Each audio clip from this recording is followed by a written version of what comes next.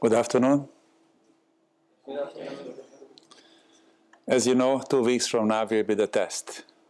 And I'd like to encourage you to start study, because in the last moment it would be not enough time. The way to study, I gave to you a list of questions. Try to answer those questions. And if you cannot find the answer easily in my presentations, use whatever you can, internet, something. I try to cover all of the questions in it. Next week, when the last presentation will be, I will specify what area within that 100 and some questions will be in a test. Some of them will not there, but I was not able to cover. But most of them will be. The way how the test will be handled in this class time, 2 weeks from now, there will be 2 labs upstairs in the first level.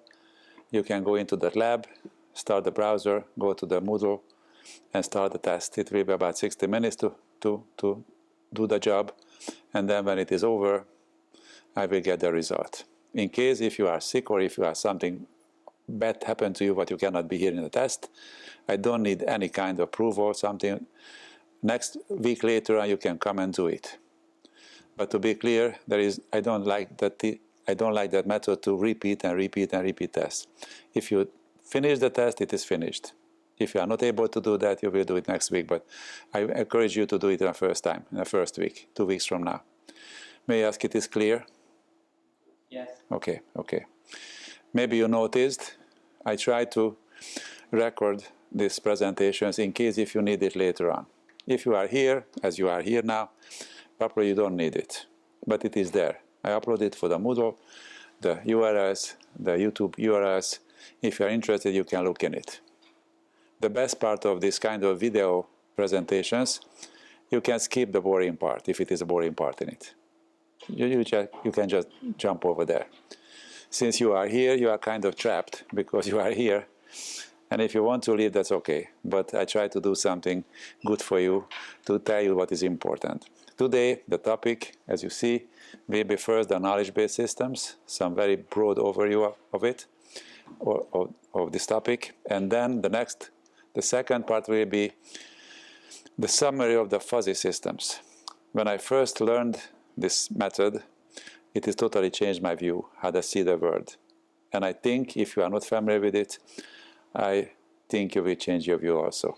I like to give the summary what I learned in the past decades. So, very first what I like to show you here, if this remote control would operate, if not I will do manually. We learned so far 2 very basic so-called soft computing methods. One was the neural networks. We learned the very basic elements. And if you not hate it, you will put your time in it, you will learn as much as you can. Personally, I believe it is a good investment for you, because the world is changing in this direction. So the neural networks is one of the major paths today to follow. The second area, what we covered very briefly last time, the very interesting search method what the nature applies for find some good solution. The question, what is the good solution, if the question is the survival. The nature does something extraordinary. We learned the basic last time. Today, I will cover the third leg of this three-leg chair. This is called a soft computing, and this is the 3-leg, as you will see. Genetic algorithms, neural networks, and fuzzy logic. And each of them is very interesting separately, but if we will combine those what we can even achieve much better things. For example, I made a little graph here to show what are the potential way to combine these methods. For example, if we have a neural network, we can use, for example, the genetic algorithm to find the weights. Instead of using a backpropagation, this gradient method, as we learned, it has a local optima, and sometimes you cannot overcome the local optima because it's a gradient method. We are calculating the gradient. If it is 0, we cannot go forward. But genetic algorithms, it is not sensitive for that at all. So one method to use, genetic algorithm to use for find the weights for the neural networks. Or we can also use these 2 method, the combination of two methods. For example, changing the fitness values for the elements in a genetic operator. Because, as we agree, hopefully you remember, there are three basic requirements to be able to use the genetic algorithms. First, the representation, to make some artificial chromosome. And the second is some kind of method to evaluate it, to test it. This is where the neural network can come in, somehow test the fitness value. And then finally, we need to have some method how to combine those elements who are selected. First, you need to select it and then modify it using crossover or using mutation and generate a new generation and evaluate them and generate a new generation, evaluate them and something like that, as long as we will find some satisfactory result. So this is the three basic elements, and because it is so important, I think that's why I'm going to cover this fuzzy method or approach today. If I need to weight which one is the most important, probably the neural network is the most important. But fuzzy is also important because we can understand the world differently if we have a fuzzy idea in our minds.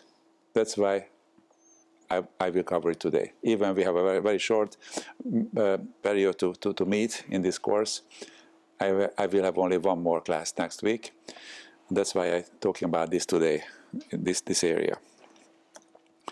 First, what I'd like to very briefly summarize, there is two ways to handle problems, to solve problems. One traditional way, if you have equations, if you understand how the problem works, if you have an equation, we can plug in the variables, calculate it using traditional mathematical methods, and get the result. Unfortunately, in most cases, we don't have equation in real-life situations. Sometimes we have. This is the great achievement of humanity to figure out some basic equipments, how the world behaves. But so many times we don't have equation. That's why we cannot use it. Another way to solve problems if we have rules. If we have experimental data, based on this data we conclude some kind of rules to figure out how the thing behaves. If these conditions met, this will be the consequence. So if we have a rule set, we can use this rule set to make decisions. Unfortunately, sometimes we don't have rule sets. So what can we do then? Use some methods to learn or figure out something from the data, only from the data. This is the other method. Here, the artificial neural networks. As we agreed, probably you already know, if we have only experimental data, no rules, no equations, just data, we can use this metaphor, this brain-like metaphor, to figure out some good solution. If we consider the device as a black box, we can feed in input data and change the weight inside properly. And if we are lucky to do that properly, then we have a good answer. And the box will answer for us what we expected. Regardless, we don't have equation, we don't have data set, rule base. And somewhere between these two elements is the so-called approximate method, what we name it, in other words, using other words, it is a fuzzy network. I will specify what is that. So it is somewhere in the mid between these two elements. It is great because we have a bridge to connect the purely experimental data and the equations. Then we have some intermediate method. We can apply it very often if we know how to do it. Why do we need it? Because we are very good to process information, best among all of the living creatures, but we have limitations, a long list of limitations. And to overcome these limitations, we need a computer system. Good thing we have. We have extremely powerful computer networks. We have huge amount of data. Sometimes we have good equations or rule base, and based on this information thing, we can make so-called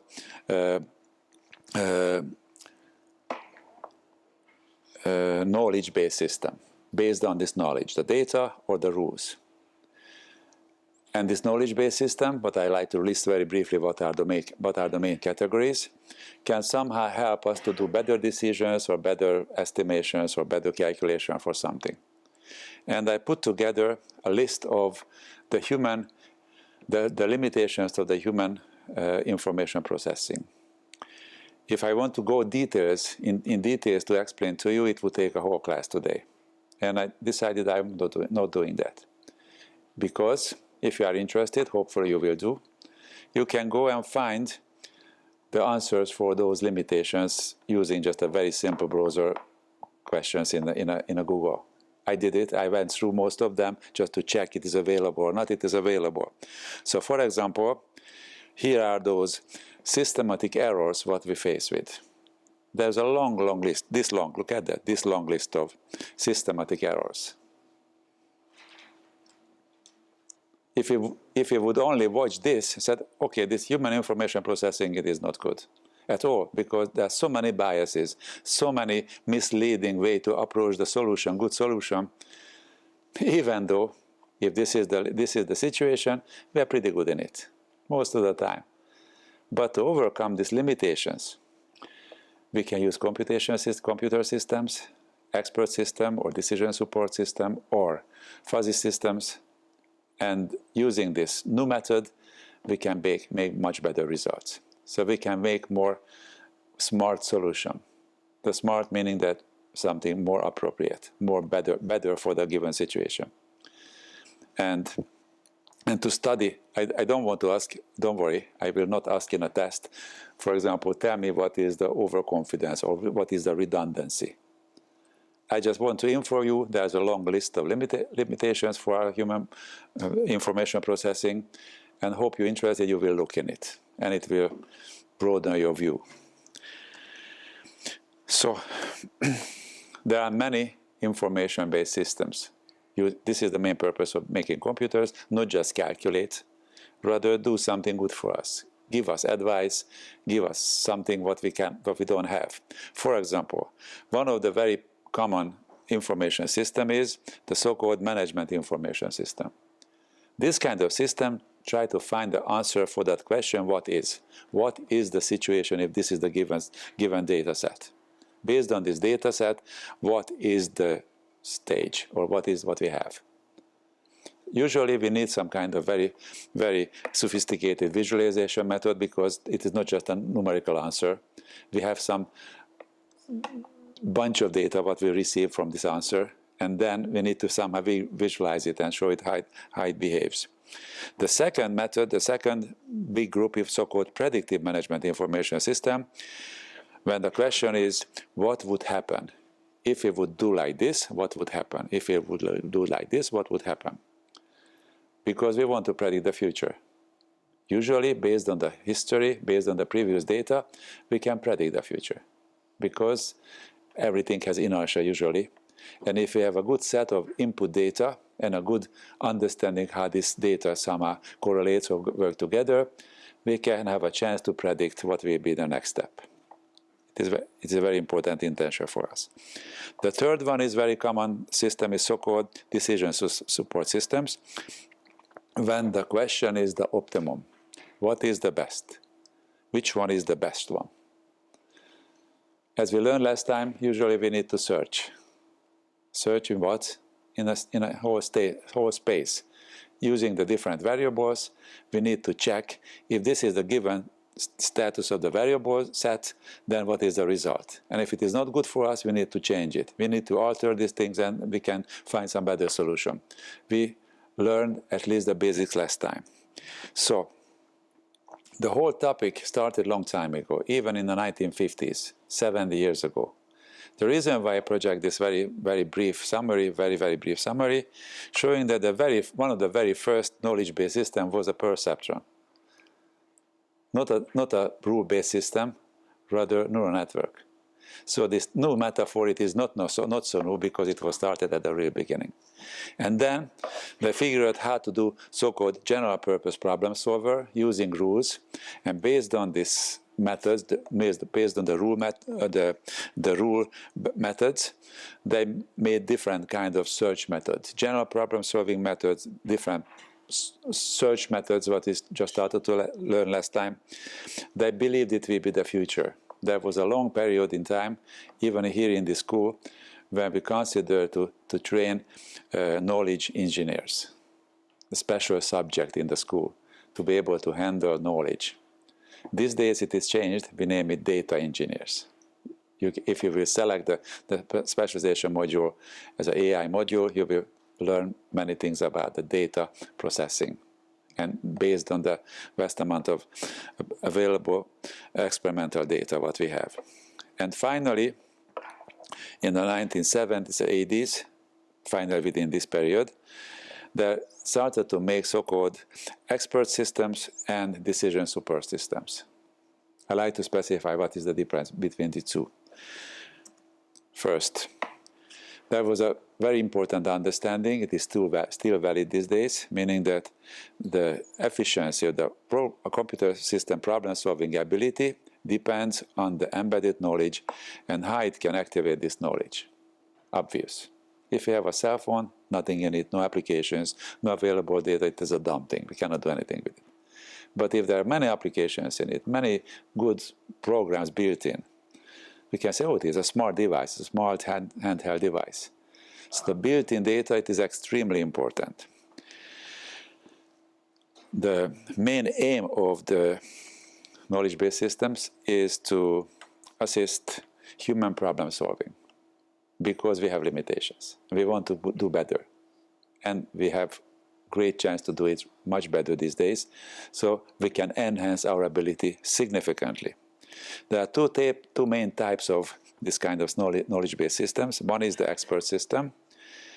The expert system is designed to solve well-defined problems.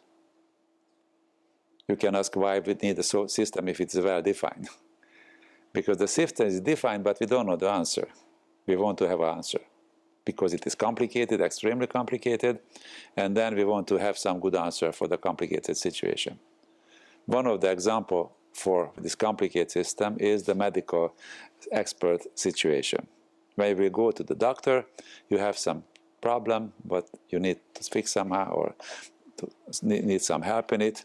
The doctor, using his or her knowledge, what he learned in a school or he learned in a school in probably longer than a decade long, and he tried to figure out what is the situation. Make some measurements and test something on it. Based on this test result, he or she will make a diagnosis, and based on the diagnosis, he will prescribe some kind of treatment, what to do with the situation to solve. But as you understand, the biology is extremely complicated, especially the human situation. And to figure out first the right diagnosis, it is not an easy task. We need a very specialized doctor to do that. And a general doctor usually cannot do the detailed analysis, just send us to the specialists. And the specialist who had a fortune to see many different patients, many different situations, and experienced how to solve those specific problems, could have a method in his or her head, what to do. And this world is changing extremely fast. In the following years, I expect, that it's not just my expectation, I just agree with the experts, that it will change significantly how the doctor will diagnose patients.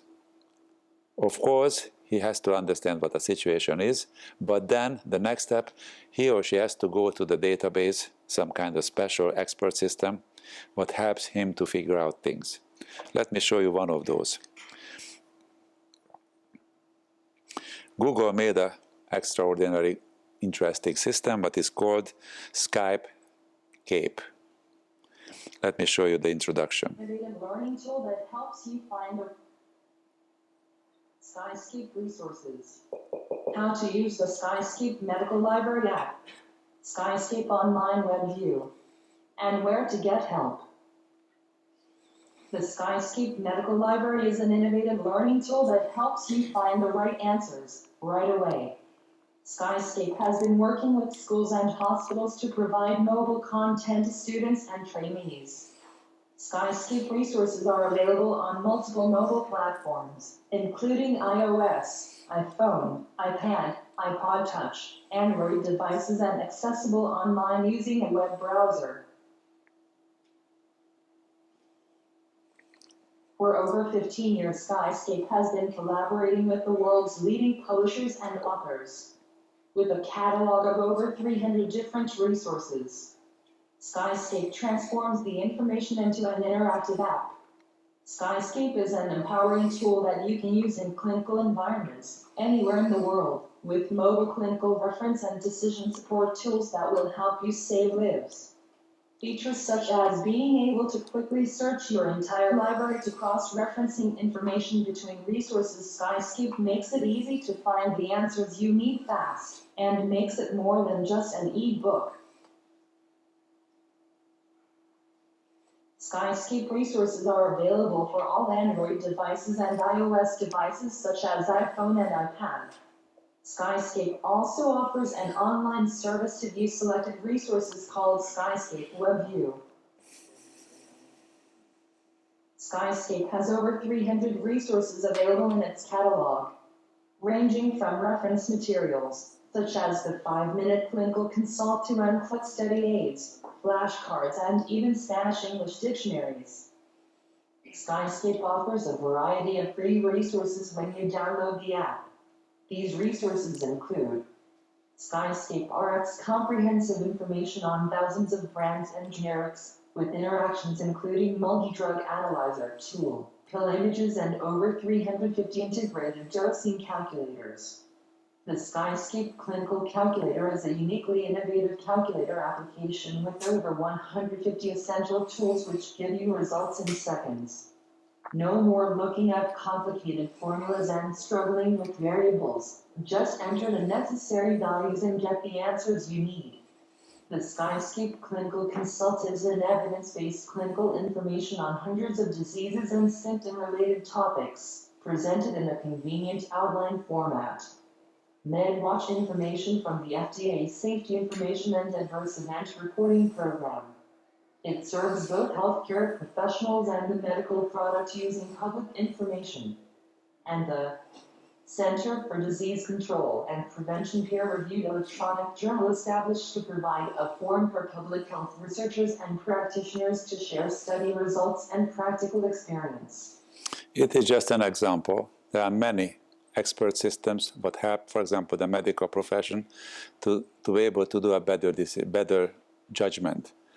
What kind of treatment he or she needs to choose, what it would be the dose to do it, what are the cross-connection between the different drugs, and so on. And without these kind of systems, in a close future, it will be hopeless to do a proper medical treatment.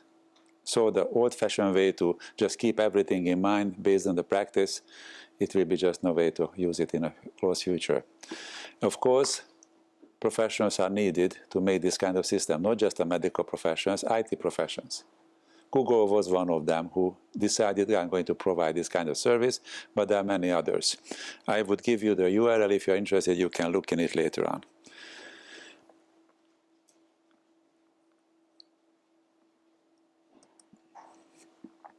Why it is beneficial to use this kind of systems? Obvious, because it can replace or at least help for the humans to do better decisions, better judgments. I like to specify something. Expert system, it is not usually replacing the human experts. In a far future it will, because if it will be really nicely made and tested, very well tested, it can have a much better decision or suggestion what a human can usually do. But sometimes the human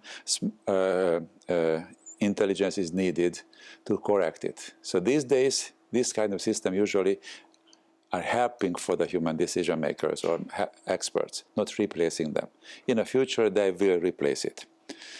It can be updated very often. The new knowledge can be built in as it is when it occurs or when we learn it.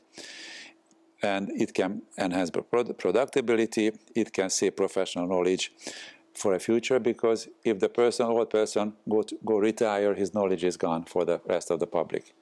But the expert system can stay there if somehow we had a method how to use the person's knowledge before. It can be used all the time, 24/7. And what is a great thing, if we make the system properly, it can answer the why question. Why? Why is that? And because it is usually rule-based, but sometimes rule-based, we can trace back the rules, what was used to make this decision. We can understand why was that. Usually in a human case, to ask the expert to explain to me why did you do that, why did you make this decision, it is an insult. Said, I'm an expert, I did my best, listen to me. To go back, to trace back the steps, sometimes it is just no way to do that. But using this technical system, it can be. Since based on rules, and the rules based on math, it can be logical, but usually logical. And humans are not handling easily partial informations. We are good in it, but not as good as a computer can be. This expert system can do a better job for us. This is the basic structure of the original traditional expert system. It is in change, very fast change, because our area, the computation area, IT area, has a huge branch in this data science these days. They are making many different kind of expert system structures. Elements should be there. For example, we need to have some knowledge base, and we need to have an inference mechanism, some kind of working memory, and we need to have some proper good user interface as we learn. It can be available on Android, or it can be in iOS platforms, some very easy to access, easy to use. So this is the original structure. And another big category is the decision support system. I like to tell it very, very loudly. The decision support system is made to solve not well-defined, badly defined situations. When we need to decide something, usually we don't have sufficient data to do it, or it is so complex, and no expert is available, because nobody would know, for example, better what will be our choice, because it is partially depends on us. So the decision support is a different category. It was designed to solve not well-specified problems, just closely specified. It can be connected to the everyday activities. It can be connected to a very broad, very complicated situations. And these are the basic decision types. Everyday activity decisions, or what would be the efficient way to do something. How can we manage something? This is a managerial decision situation, or strategies. What would be the best solution? If we would choose this one, what would happen? If we choose what would happen? And here is a very interesting situation, what I recognized. Not only me, probably many other people recognized, but the situation is the following. If you need to type a thesis, if you need to type a term paper, probably you will find some text editor, either Word or something else. You are not going to use a typewriter to do that. You will find some computer using some text editor, because so easy to modify something in it, so easy to find something, very easy to format something in it, obvious.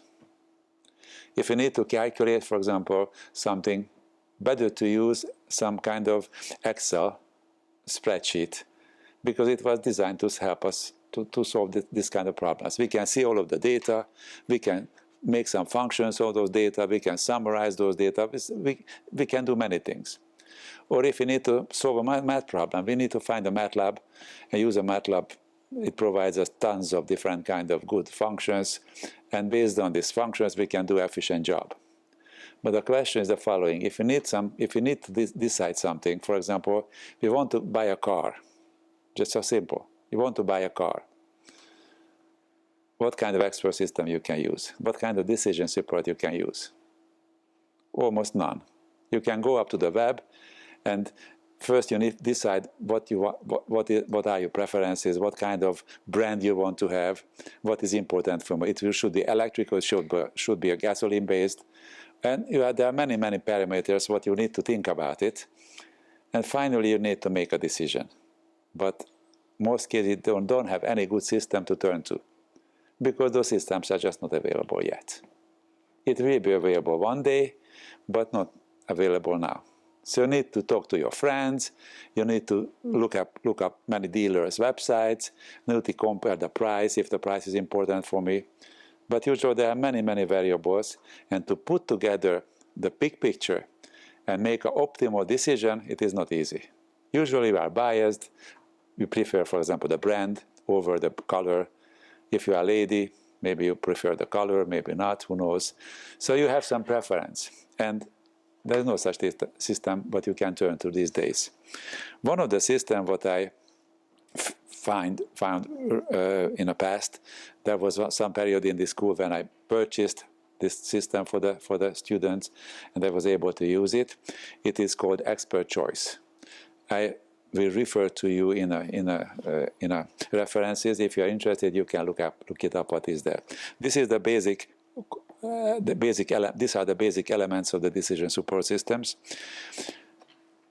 The main purpose here to help us to decide something better, make some better decision.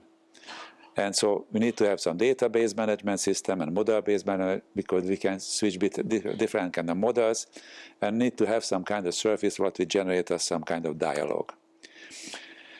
There are many task-related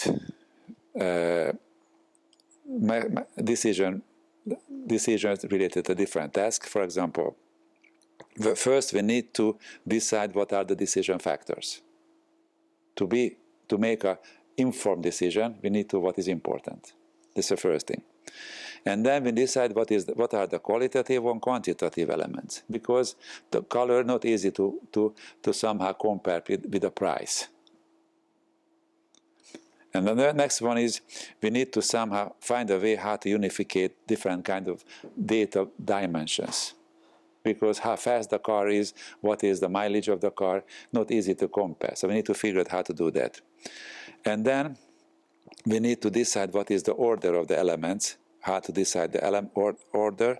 And finally, we need to decide what is important and how important is that. These are the most influencing factors. For example, what is the source of the information, what is the accuracy of the available information, and how fresh is the information. If it is too old, it is not useful at all. And this is unfortunately, is in the wrong position. Something bad happened for me here. Let me check what is there here.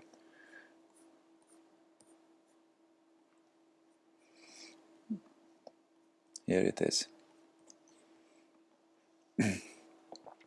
The method what I just mentioned, this is called expert choice. It is based on the analytic hierarchy process. Very interesting to understand. I encourage you to look it up and understand better than what I explained to you, or more detailed. The process is the following. First, we need to decide what are those variables, what are those factors, what will decide what will influence our decision. And then we need to decide the hierarchy, what is most important, what is least important, and what is between those. And then, what is the key element here, we need to compare pairwise the different kind of decision factors. For example, sticking to this car situation, you need to decide what is more important, the mileage of the car or the color of the car. You can decide what is more important. You can say, okay, mileage is important because you don't want to pay so much for the gasoline. Or you can say you hate the gray cars. You want to have some different color. So you need to do it pairwise, and you need to do it in circles.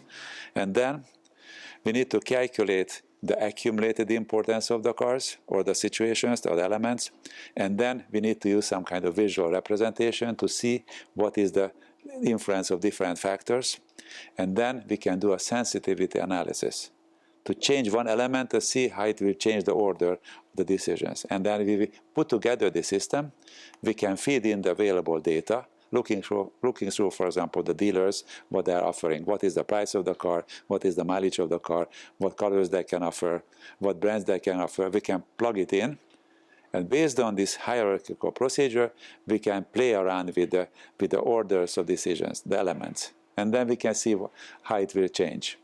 And I think in the future we are going to use such a system in an everyday life too, not just in a main strategic situations. I listed, or I copied here, the different kind of elements. What are the features of this expert choice?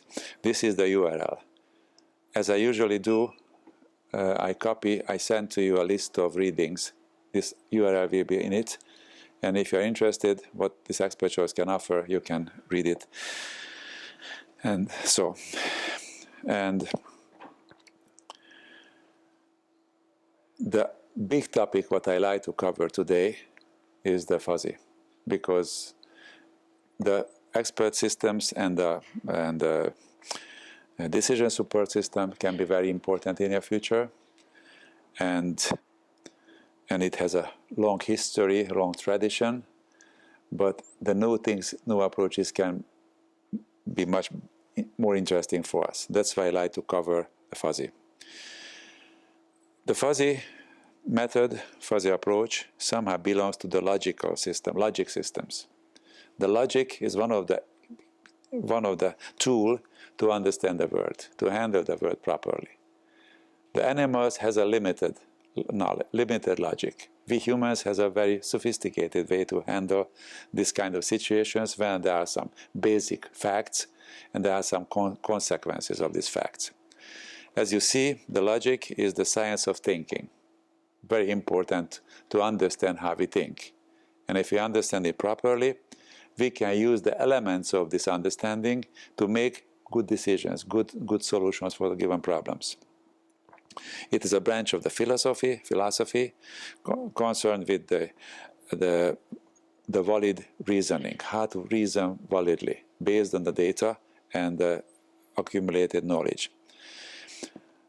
It has 1,000 years, several thousand years of history, starting with Aristotle 2,000 years ago, and there was a famous mathematician Leibniz who made a big progress in it in the 1600s, and then comparing, in a sense, in our subject, our profession, Boole was a mathematician who made something very important because he developed the Boolean algebra, but all of the computers, or most of the computers based on today, because it is based on binary logic. And there are many, many new methods in it, many, many new trends in it. If you are interested, these three persons who I list here made some big influence in the area, among some others. But what I like to mention here, the red name over there, the Zadek. Zadek was an American IT professor, and he introduced an interesting method, what was a shock for many other colleagues, his many colleagues. And he was a subject of laugh always. When he said, okay, I have a new method how to solve logic problems. And they asked, what is that? And he said, I like to introduce the so-called fuzzy logic instead of the beautiful, nicely developed, traditional crisp logic, the binary logic. What was the binary logic? As you know, probably you know, I'm sure you know all of these things. If we have variables, for example, in the simplest case, we have this A and B as our two input variables. We can define logical functions on these variables. For example, if this is the A and B two input variables, we have altogether 4 combinations because A and B can be 0, 0, 0, 1, 1, 0, and 1, 1. This is a 4 combination what we could have. And based on these combinations, we can define, for example, the AND connection between these two elements, and the OR connection, or a NOT, an XOR, and so on. There are dozens of this kind of logical functions in it. Good thing, good know, I'm sure you know that, there's a very important understanding how these elements are related together, so-called De Morgan laws, meaning that using only AND, OR, and NOT, all of the other logical functions can be deducted for this. That's why it is so good, and most of the computers using OR, AND, and NOR, and NOT functions. And then, what is the subject here? Instead of using binary logic, we need to use some kind of intermediate logic what can handle partially truth values. So when this guy, this Zadek, introduced his idea, he said the logic should be not like this. This is the 0 truth value, this is a 100% truth value. What the binary logic handles.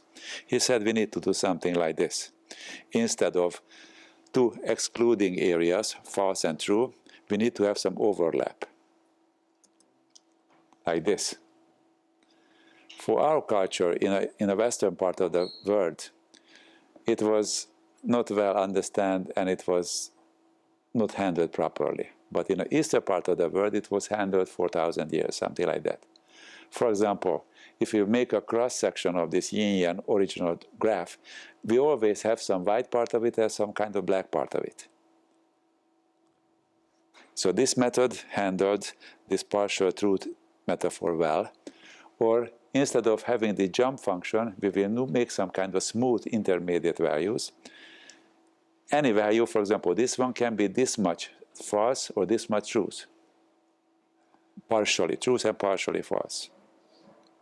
The problem what happened here, what the whole situation started, he introduced some kind of so-called membership functions, meaning that they could be overlap between the false and the truth values. And to describe the situation, he introduced, instead of a stack function, he introduced a smooth function, something like this, based on experimental data. For example, if the data is this one, then the truth value is 0.1.